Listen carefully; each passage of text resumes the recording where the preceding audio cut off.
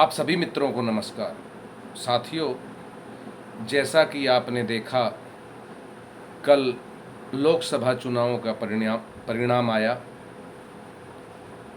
और एनडीए गठबंधन को जितनी सीटें मिलने की उम्मीद, या ये कहा जाए कि एग्जैक्ट पोल में जितनी सीटें दिखाई उतनी नहीं मिली।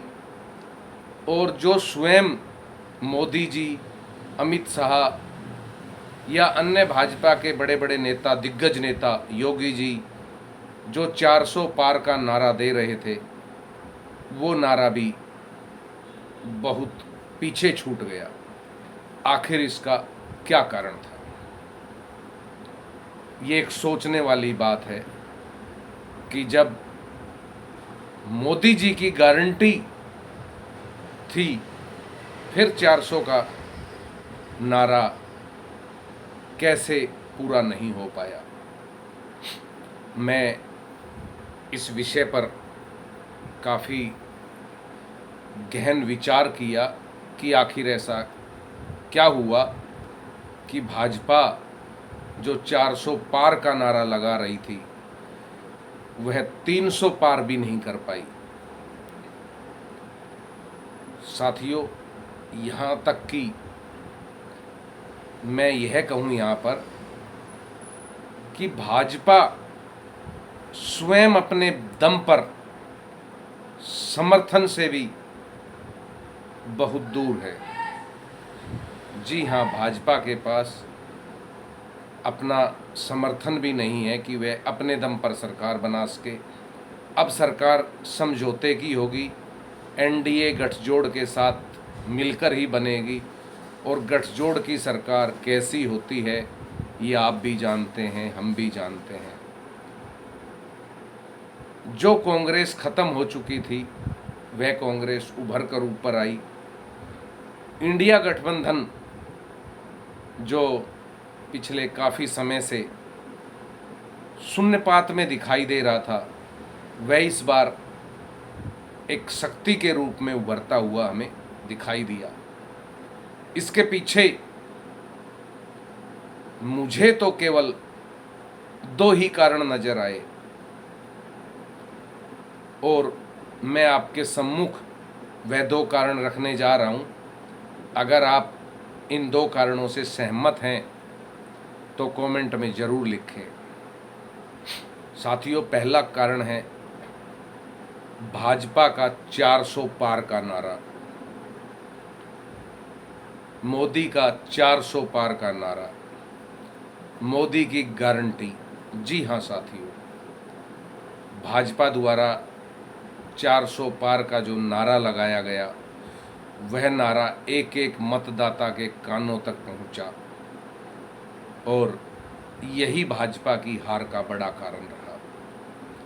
क्योंकि जब यह चुनाव हुए, मतदान हुए, उस दिन बहुत ज़बरदस्त गर्मी थी और इतनी भयंकर गर्मी थी कि मतदान की लाइन में खड़ा रहना भी बड़ा कठिन सा काम था। मैं स्वयं अपने परिवार के साथ जब वोट डालने गया था तो मुझे करीब 3 घंटे कड़ाके की धूप में खड़ा रहना पड़ा वोट डालने के लिए। अब साथियों, मैं आपको एक छोटी सी कहानी सुनाता हूँ कि भाजपा क्यों और कैसे हारी। एक बार एक राजा के राज्य में सूखा अकाल पड़ गया। राजा बड़ा चिंतित हुआ, प्रजा त्राहिमाम त्राहिमाम पुकार रही थी। राजा ने एक राजपुरोहित को बुलाया और बड़े राजपुरोहित आए और उन्होंने राजा से बात की और इस सूखे का समाधान जानने का प्रयास किया राजा ने। तो राजपुरोहित ने कहा कि हे राजन, आपके राज्य में एक बावड़ी है। साथियों, बावड़ी छोटे से तालाब को कहते हैं, जो छोटा तालाब होता है उसको। कि आपके राज्य में एक बावड़ी है, छोटा तालाब है, अगर आपके राज्य का प्रत्येक व्यक्ति उस बावड़ी में एक एक गिलास दूध डाल दे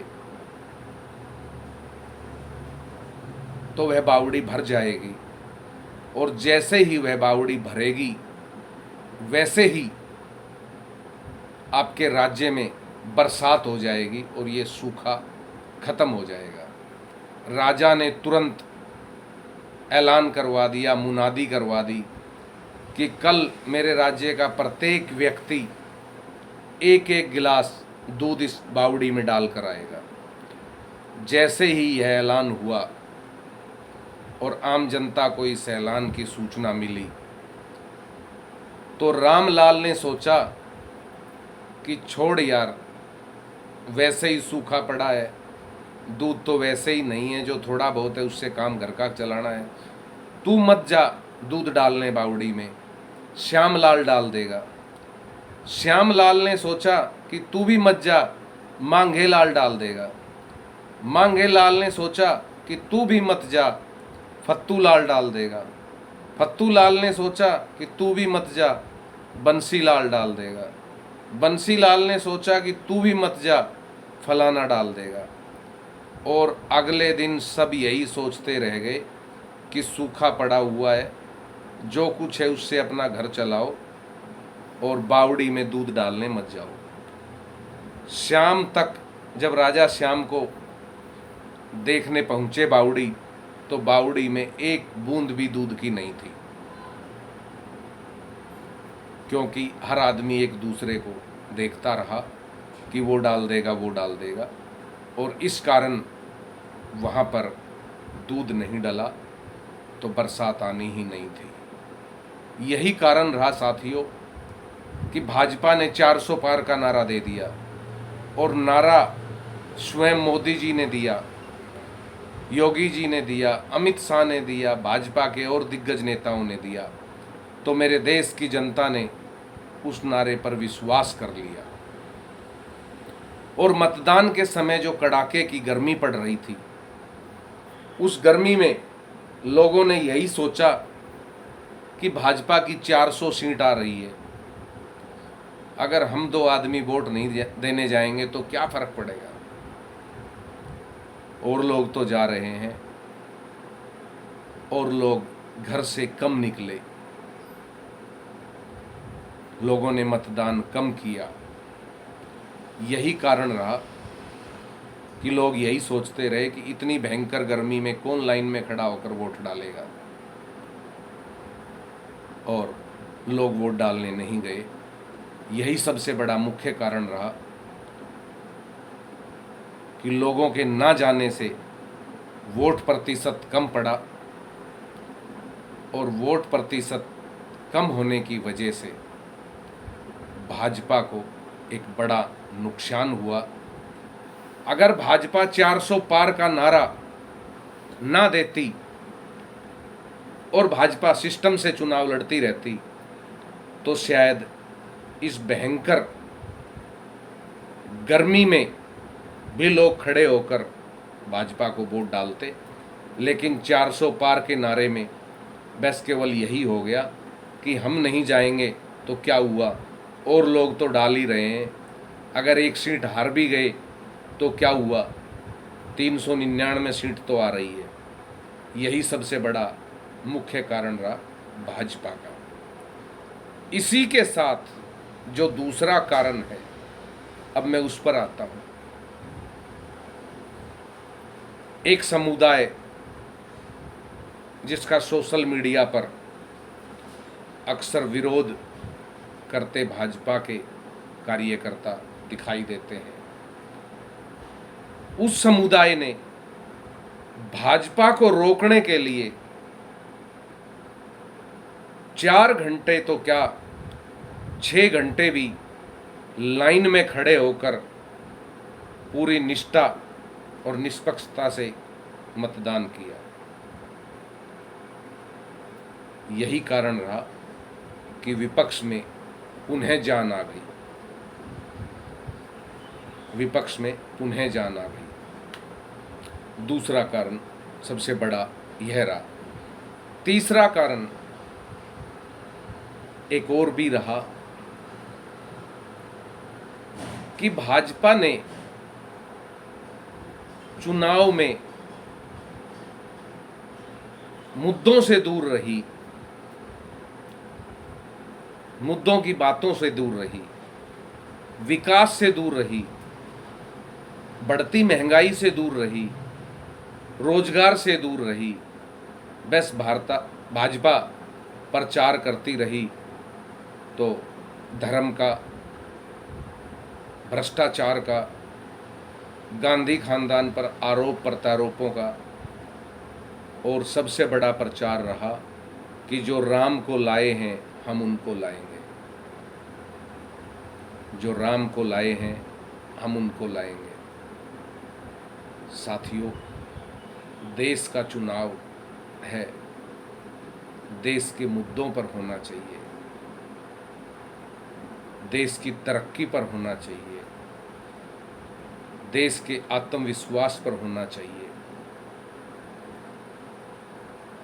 लेकिन यह एक बड़ी चूक एक मतदाता होने के नाते हमने देखी। साथियों, मैं कोई नेता नहीं हूँ किसी भी पार्टी का, मैं एक साधारण सा मतदाता हूँ, और एक मतदाता होते हुए हमने यह चीज़ देखी और मुझे लगा कि मेरे हिसाब से यह कारण है, तो मैंने आपके सामने रूबरू रखे हैं। विपक्ष को एक खतरा था कि भाजपा पुनः आई तो उनको फिर परेशान करेगी। ये विपक्ष सोचता है, मैं नहीं सोचता। आज दिल्ली के मुख्यमंत्री अरविंद केजरीवाल जी जेल में हैं, दिल्ली के शिक्षा मंत्री आज जेल में हैं, ऐसे अनेकों नेतागण जेल में हैं। तो विपक्ष को यह खतरा सता रहा था। विपक्ष ने ताकत लगाई और विपक्ष उस ताकत में कहीं ना कहीं सफल भी होता नजर आया। वहीं बात करें हम उत्तर प्रदेश की, तो भाजपा को सबसे बड़ा नुकसान उत्तर प्रदेश में हुआ है, जहां माननीय मुख्यमंत्री योगी आदित्यनाथ जी हैं, जहां उन्हें देश का अगला प्रधानमंत्री देखा जा रहा था। लोग उनके विषय में सोशल मीडिया पर पोस्ट करते थे, उनके कामों की पोस्ट करते थे। वही योगी आदित्यनाथ का अपना राज्य उत्तर प्रदेश, जहां भाजपा को बहुत बड़ा झटका लगा है, इस पर योगी आदित्यनाथ को भी चिंतन और मंथन करना चाहिए कि क्या उत्तर प्रदेश की जनता उनके कार्य से खुश नहीं है।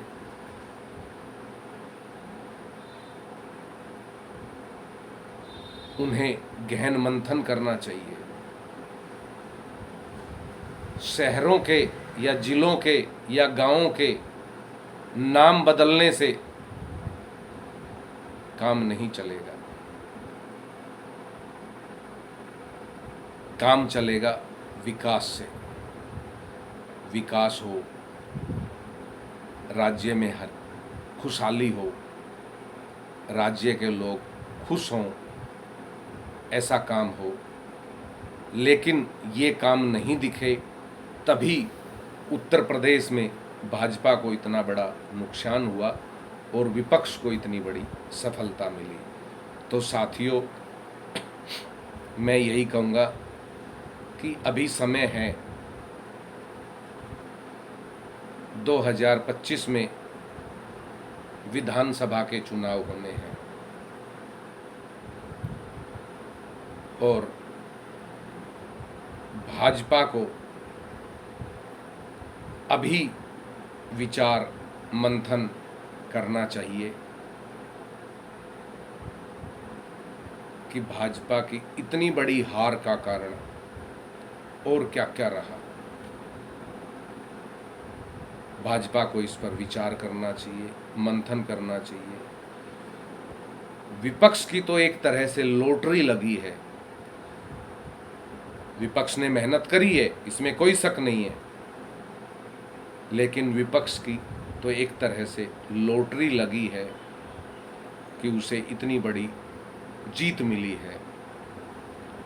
भाजपा की सुमति रानी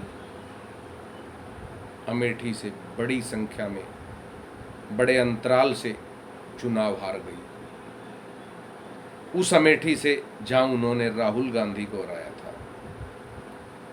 सोचने वाली बात है कि कहां क्या क्या कमी रही, इस पर भाजपा को मंथन करना चाहिए।